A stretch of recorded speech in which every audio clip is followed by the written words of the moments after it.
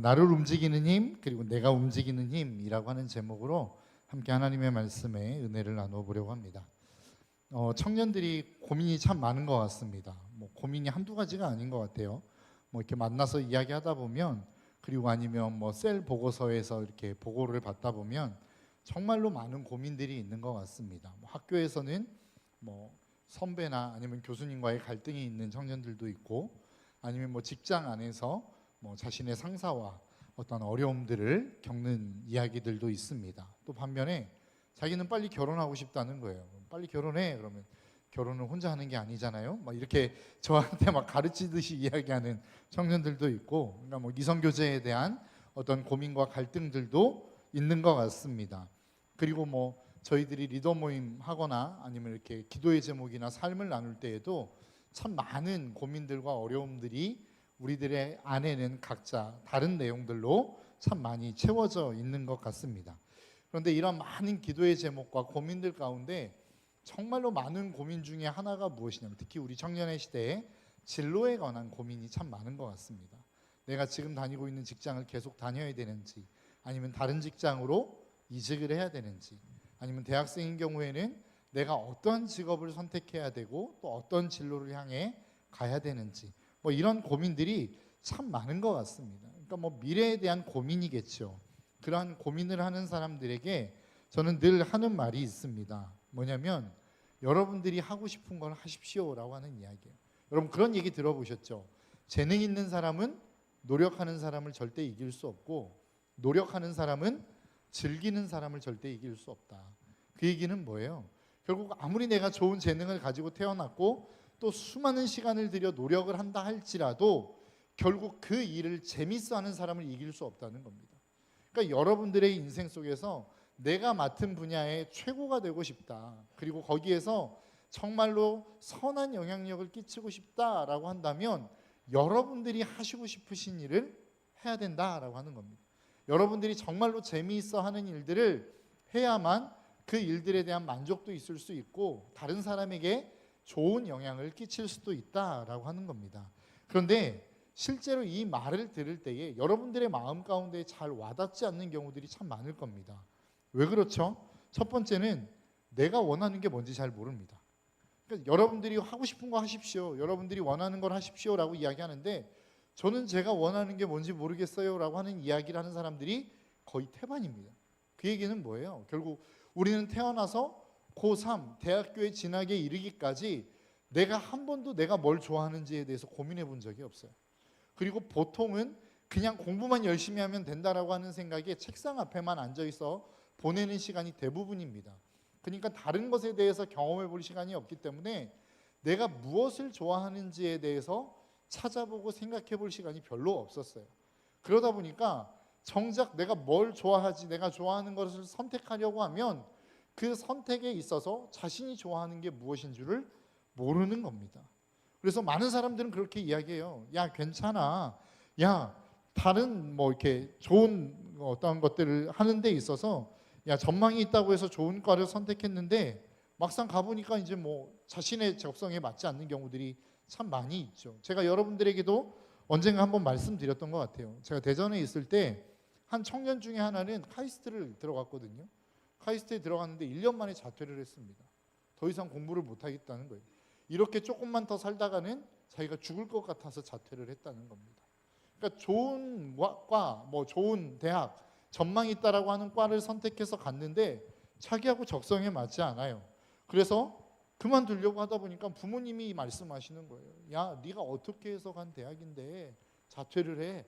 계속 다녀.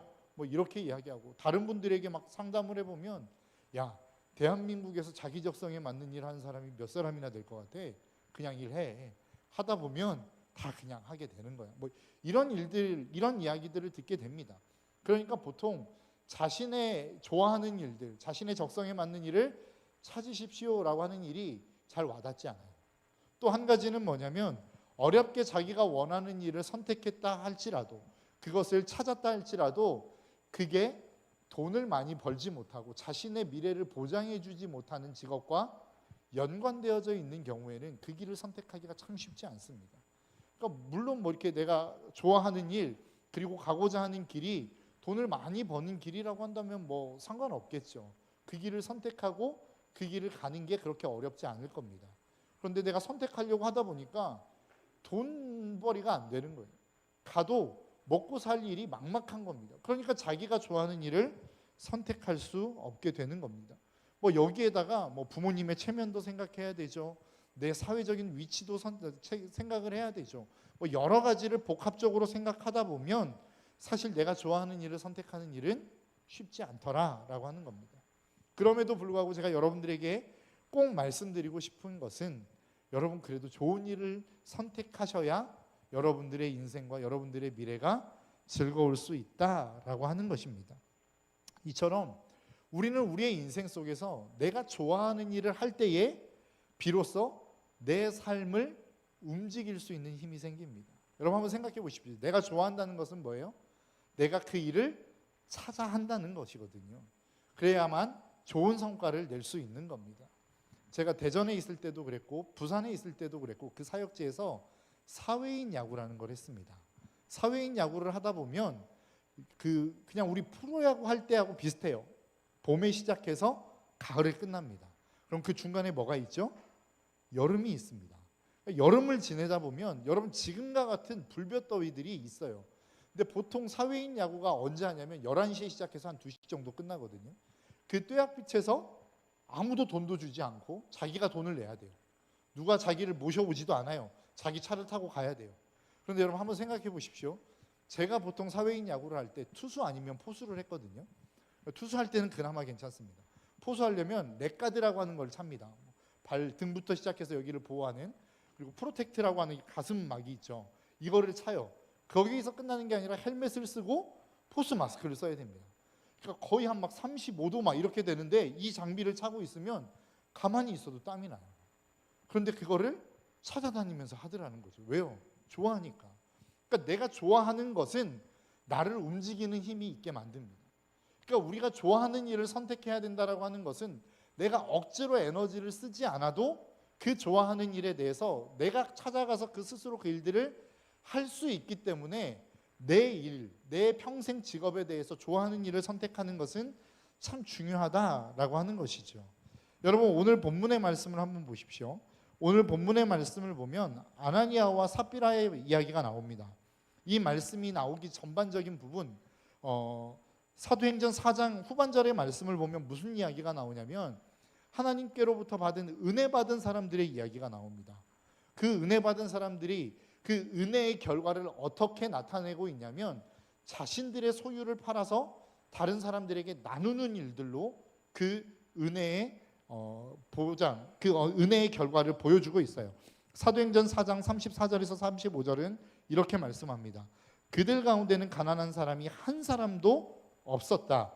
땅이나 집을 가진 사람들은 그것을 팔아서 그 판 돈을 가져다가 사도들의 발 앞에 놓았고 사도들은 각 사람의 필요에 따라 나누어 주었다라고 이야기해요.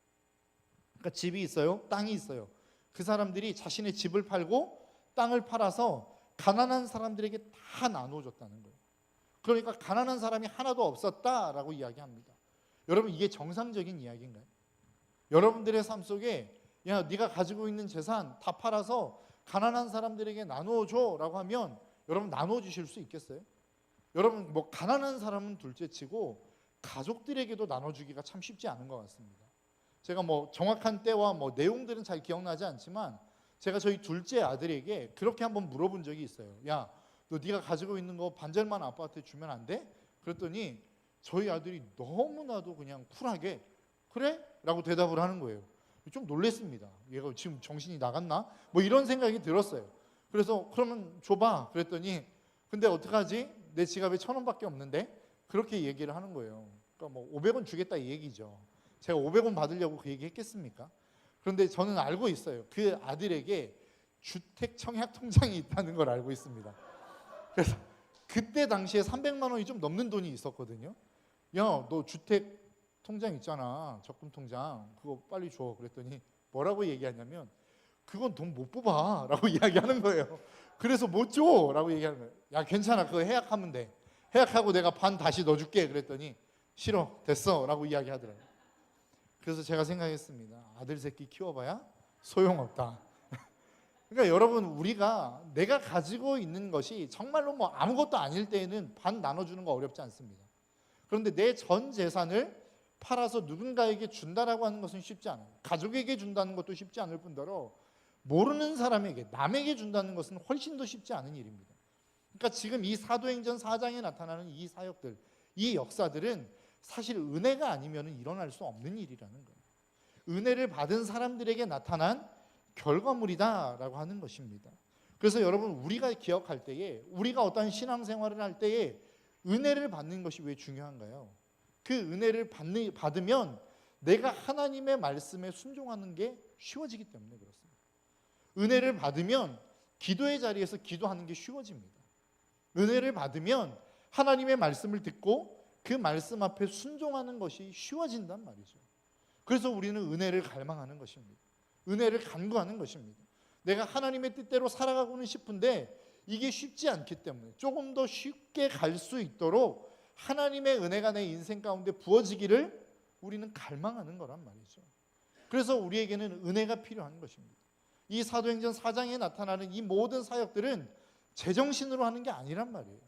하나님이 그들에게 주신 은혜로 말미암아 그 은혜의 감동에 의해서 그들이 이 사역들을, 그 일들을 이루어가고 있더라라고 하는 것입니다.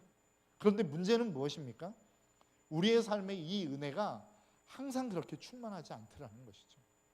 은혜가 있는데 그 은혜의 유효기간이 그렇게 길지 않더라라고 하는 것입니다.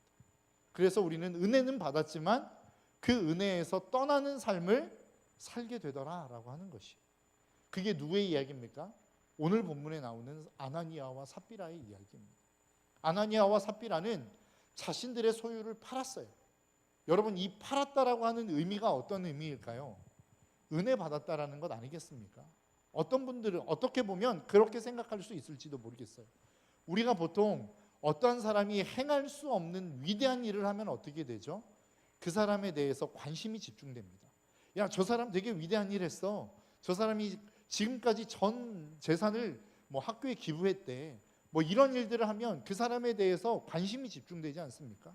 그리고 그 사람이 칭찬을 받고 박수를 받아요. 그러니까 어떤 사람들은 아나니아와 삽비라가 그렇게 많은 뭐 바나바라든지 다른 사람들이 자신의 재산을 팔아 이렇게 나누어 주니까 인기가 올라가는 그것을 보고, 그 현상을 보고 팔았을 것이다라고 생각할 수 있을지도 모르겠어요. 그런데 저는 그렇게 생각하진 않습니다. 왜냐하면 그 인기 하나 얻자고 자신의 재산을 팔아 드리는 사람이 있습니까? 박수 한번 받자고 자신의 전 재산을 파는 사람은 별로 없을 거란 말이에요. 그런데 아나니아와 삽비라가 이 자신의 전 소유를 팔았다라고 하는 것은 어떤 의미예요? 은혜 받았다라는 이야기거든요. 그러니까 그 모든 제자들이 하나님의 복음을 선포할 때에, 그 복음이 선포되어 많은 사람들이 은혜 받고 하나님 앞으로 돌아올 때에 그 무리 가운데 아나니아와 삽비라도 분명히 있었을 거란 말이에요. 그런데 문제는 무엇입니까? 아까도 말씀드린 것처럼 유효기간이 길지 않았어요. 그러니까 보통 제정신 아닐 때 이것들을 팔았는데 팔고 난 다음에 뭔 생각이 들었을까요? 제정신이 돌아온 거 아니겠습니까? 내가 미쳤었네. 내가 왜 이걸 팔았지? 뭐 이런 생각하지 않았겠어요?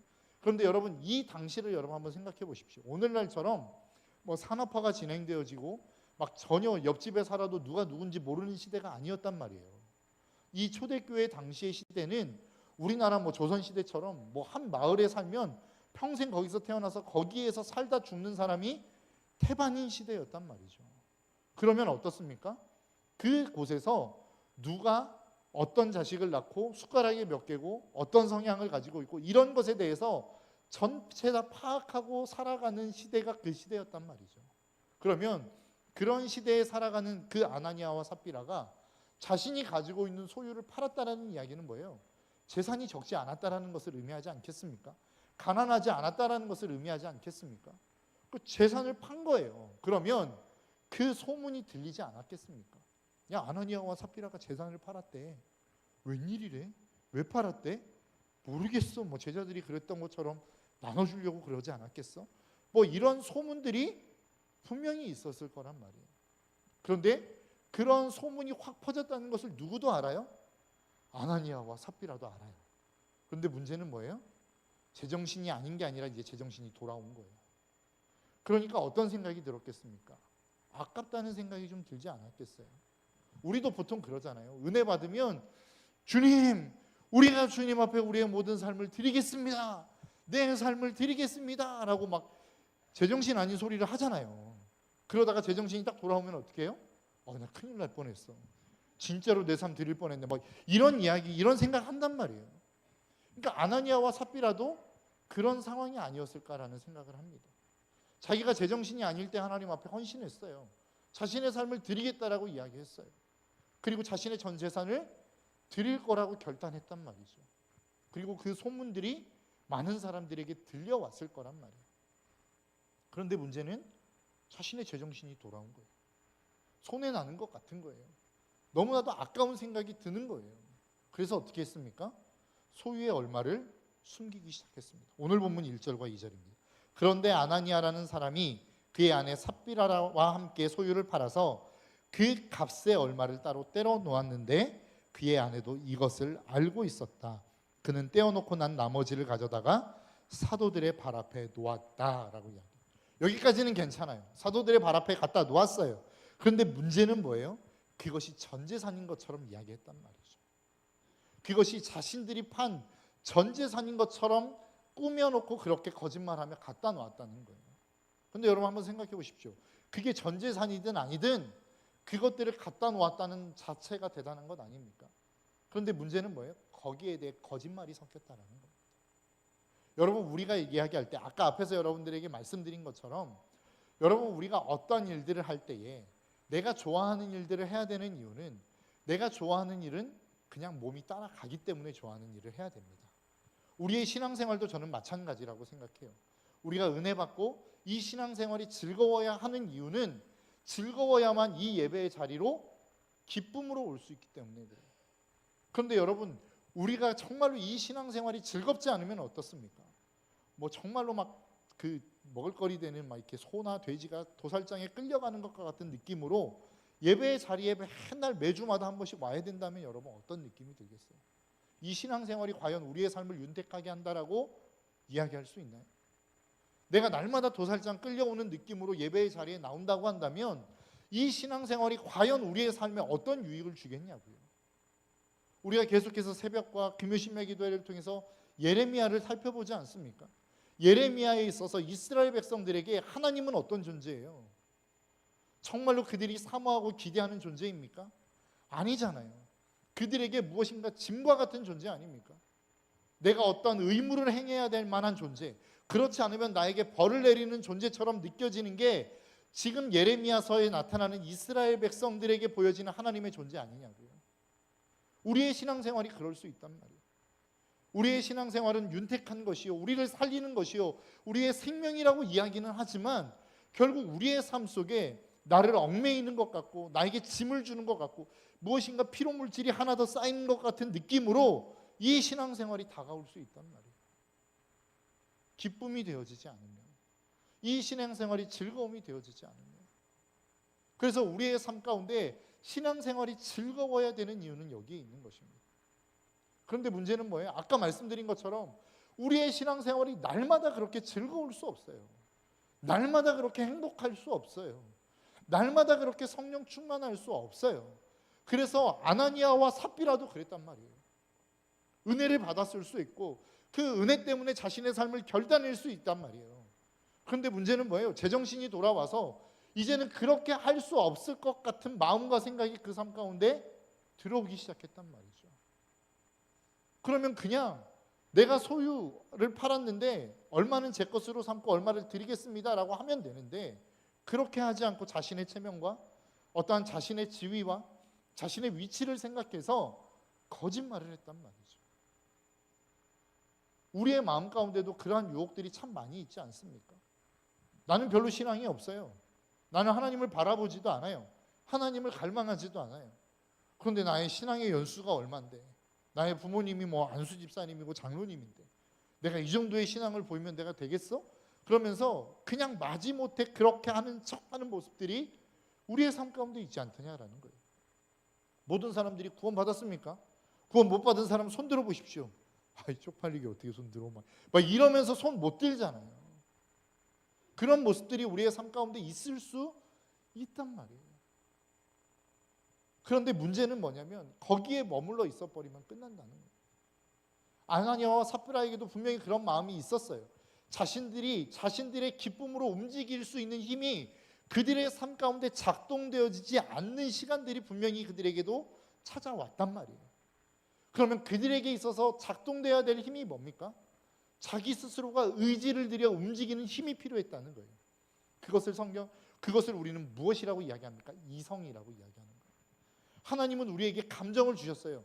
내가 무엇인가를 기쁘고 즐겁게 그리고 자발적으로 어떤 일들을 할 수 있도록 기쁨을 주시기도 하시고 감동을 주시기도 하시고 감사를 주시기도 하시면서 그 일들을 나로 스스로 움직이게 만들어가게 하는 힘을 우리에게 감정이라는 이름으로 주셨단 말이에요.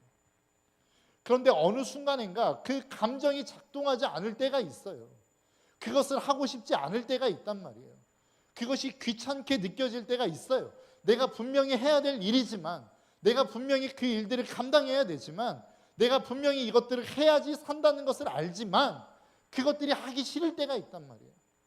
그럼 그때 우리의 삶 가운데 작동해야 될 힘이 무엇입니까? 이성이라고 하는 힘이 작동해야 되는 거예요. 여러분, 우리의 신앙생활이 힘든 이유가 뭐예요? 우리의 신앙생활이 날마다 그 자리에 정체되는 이유가 뭐예요? 우리는 언제나 늘 내 마음이 움직이기를, 감동이 오기를 기다리기 때문 아니에요? 해야 된다는 것은 아는데 하고 싶은 마음이 올 때까지 기다리기 때문 아니냐고요. 이게 잘못됐다는 것을 아는데 내 마음이 계속 움직이니까 그냥 그 일들을 하는 거 아니냐는 거예요. 그럴 때 하나님이 우리에게 작동하라고 주신 게 이성이란 말이에요. 네가 살아야 되는, 그래서 네가 이 일을 해야만 살 수 있는데 그것이 너의 삶 가운데 즐거움으로 작동하지 않을 때 반드시 그걸 내 힘을 들여서라도 하게 만들도록 하나님이 우리에게 주신 게 이성이란 말이죠. 근데 오늘날의 시대에는 감성이라고 하는 것은 참 많이 풍부해진 것 같습니다. 야, 이건 너무 좋아. 이건 너무 좋아. 이건 너무 행복해. 즐거워. 하고 싶어.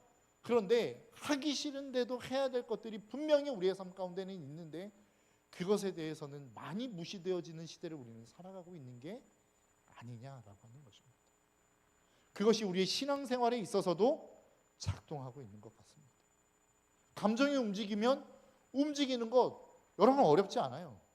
내가 예배의 자리에 정말로 나오고 싶어서 예배의 자리에 나오는 것 뭐가 어렵습니까? 내가 정말로 기도하고 싶어서 기도하는 것 뭐가 어려워요? 말씀을 알고 싶어서 막 읽는 것, 사무에서 막 읽는 것 뭐가 어려워요? 그런데 진짜 어려운 게 뭐예요? 말씀을 읽고 싶지 않은데 성경을 펴는 게 어려운 거 아니에요? 내가 정말로 기도하고 싶지 않은데 무릎을 꿇는 것이 어려운 거 아니냐고요. 내가 정말로 예배의 자리에 더 이상 나오고 싶지 않은데 그래도 꾸역꾸역 한 걸음 한 걸음 옮기며 예배의 자리에 나오는 것이 힘든 거 아니냐고요. 아나니아와 삽비라에게도 마찬가지였다는 거예요. 자신이 분명히 하지 말아야 될 것이라고 하는 것을 몰랐을까요? 거짓말하면 안 된다는 거 몰랐을까요? 내가 이거 판 것 얼마만큼 내 재산으로 내가 가져갔습니다라고 이야기해야 된다라는 것 아나니아와 삽비라는 몰랐을까요? 분명히 알았을 거란 말이에요. 그런데 그렇게 하지 못했던 것은 무엇이에요? 그들의 감정이 잘못되어진 방향으로 작동했기 때문에 그렇습니다. 그런데 그것에 대해서 내가 그것들을 잘못 가고 있다라고 하는 것을 내 이성이 인지했다면 원래 올바른 자리로 돌아와야 되는데 그 이성의 힘이 약했다라는 거예요. 오늘날 우리의 청년들에게 있어서 신앙생활하는 데 있어서 신앙생활뿐만 아니라 우리의 삶의 전체에 있어서 저는 부족한 게 이것이라고 생각합니다. 우리 다 알고 있잖아요. 내가 뭐 해야 되는지, 어떻게 살아야 되는지, 뭐 새나라의 어린이는 일찍 자고 일찍 일어나야 된다는 거 다 알잖아요. 근데 안 되잖아요. 어렵다는 거 알아요. 그런데 그것이 이성이 작동하고 있음에도 불구하고 그 이성이 나를 움직이지 못하더라는 거예요. 그렇기 때문에 멸망의 길을 가는 것입니다. 그렇기 때문에 죽음의 길을 가는 것입니다. 우리에게 은혜가 필요하지만 은혜가 없을 때에도 우리는 동일한 길을 갈 수 있어야 우리가 살 수 있다는 거예요. 여러분 이 사실을 잊지 않으셨으면 좋겠습니다. 하나님이 우리에게 감정이라고 하는 것만 주시지 않았어요. 만약 감정이라는 것만 주셨다고 한다면 하나님은 언제나 늘 우리에게 은혜라는 것만을 주셨겠죠. 그런데 하나님은 우리에게 이성이라는 것을 주셨단 말이에요. 내 감정이 움직이지 않아도, 내가 하고 싶지 않아도 내가 해야 된다라고 하는 것을 인지했다면, 이것이 옳은 것이라고 하는 것을 인지했다면, 이렇게 해야 살아날 수 있다라고 하는 것을 인지했다면 그 길을 갈 수 있도록 하나님이 우리에게 이성이라고 하는 힘을 주셨단 말이에요. 여러분들의 삶의 자리 속에 이 이성을 작동시킬 수 있는 믿음의 삶이 되시기를 주님의 이름으로 축복합니다. 분명히 나를 움직이게 하는 힘이 있습니다. 그런데 그 힘이 작동하지 않을 때 우리의 삶에 문제는 언제나 발생하는 거예요. 이스라엘 백성들에게 있어서도 똑같은 거 아닙니까? 10가지의 재앙 볼 때에 이스라엘 백성들 출애굽하는 게 뭐가 그렇게 어려웠어요? 어렵지 않았잖아요. 10가지의 재앙, 와, 하나님 살아계시네, 우리만 재앙이 없네, 이것들을 보면서 정말로 막 어떤 희열을 느끼지 않았겠습니까? 진짜 하나님이 살아계시는구나, 하나님 대단하시구나, 야, 그래, 우리 하나님이 약속하신 약속의 땅으로 가자라고 했을 거 아니에요. 그런데 문제는 뭐예요? 그 홍해 바다를 딱 건너왔는데 만난 게 뭐예요? 광야예요. 물도 없어요. 먹을 것도 없어요. 그러니까 원망과 불평이 쏟아져 나오는 거 아닙니까? 하나님을 향한 기대, 하나님을 향한 소망, 이렇게 가면 안 된다는 것을 본인들은 몰랐을까요? 알았음에도 불구하고, 그럼에도 불구하고 원망과 불평이 그들을 사로잡았던 이유는 뭐예요? 더 이상 이성이 그들을 움직이지 못했다는 거예요. 여러분, 저와 여러분들의 삶 속에 하나님이 주시는 그 이성과 감정을 적절하게 활용할 수 있는 믿음의 사람들이 되시기를 주님의 이름으로 축복합니다. 귀찮다고 하지 않고 내가 원한다고 하는 이러한 인생은 죽는 인생이라고요. 끝나는 인생이라고요. 내가 하고 싶다고 해서 하고 하기 싫다고 해서 하지 않는 것이 아니라 해야 하기 때문에 하는 것이요, 하지 말아야 되기 때문에 하지 않는 거예요. 그러한 인생이 사는 인생이란 말입니다. 여러분, 무엇을 해야 되고 무엇을 하지 말아야 될지 여러분들의 머리와 여러분들의 삶 속에 명확해지지 않습니까? 떠오르잖아요. 아, 이거는 내가 버려야 될 것들인데 계속 하고 있었네. 아, 이것들은 내가 해야 되는데 계속 하지 않고 있었네. 이것들이 떠오르시잖아요. 그리고 해야 되겠다라는 생각이 드시잖아요. 근데 여러분들의 삶의 자리로 가면 그게 되나요? 안 되죠. 그럼에도 불구하고 어떻게 해야 된다는 거예요? 여러분들의 이성이 작동하는 대로 움직이셔야 된다는 겁니다. 여러분들의 에너지를 쓰셔야 된다는 거예요.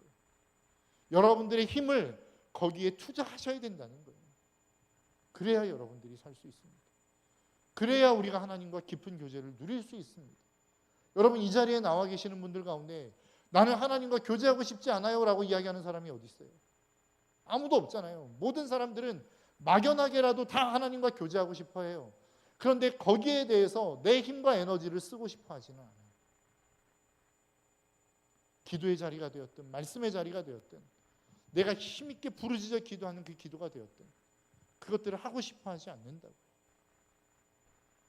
그러나 우리가 정말로 그 하나님과 함께 깊은 교제의 자리로 나아가고 싶다면 해야 될 것들을 하셔야 됩니다. 여러분들의 삶의 자리에 내가 분명히 하나님이 기뻐하시는 일이라고 하는 것을 알고 있다면 그 일들을 하셔야 된다. 그래야만 우리는 하나님과 깊은 교제의 자리로 나아갈 수 있다라는 사실입니다. 이 시간 우리가 좀 함께 하나님 앞에 찬양하며 나아갔으면 좋겠는데요. 아까 찬양했던, 마지막에 찬양했던 찬양이거든요.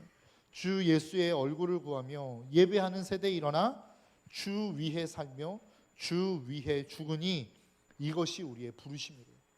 여러분, 한번 생각해 보십시오. 주 위에 사는 것은 이해가 돼요. 주 위에 죽는 것이 이해가 되시나요? 이해가 잘 안 되는, 저는 잘 안 됐거든요. 그런데 주님이 그것들을 우리에게 말씀하고 있다는 거예요. 주 위에 삽시다, 아멘 이라고 이야기하지만 주 위에 죽읍시다 라고 이야기하는 부분에 있어서는 사실 우리가 아멘 하기가 쉽지 않아요. 주님을 위해서 우리가 최고의 자리로 올라갑시다 라고 이야기하면 아멘 한단 말이에요. 우리가 주님의 영광을 위해서 부자가 됩시다 라고 하면 아멘 한단 말이죠. 그런데 우리가 주님의 영광을 위해서 내 가진 모든 것들을 털어 하나님께 바칩시다 라고 하면 아멘 하지 않잖아요.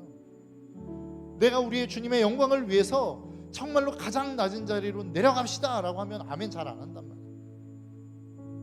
그것들을 해야 된다라고 하는 것을 알면서도 안 한단 말이죠. 그런데 부흥은 어디에서 오는 거예요? 내가 하기 싫음에도 불구하고 하나님이 명령하셨기에 그 길을 걸어가, 내 에너지를 써서 그 길을 걸어가는 사람들을 통해서 부흥은 일어나는 거란 말이에요. 여러분, 우리 공동체가 그러한 공동체가 되었으면 좋겠고, 이 시간 그 마음으로 함께 찬양하기를 소망합니다.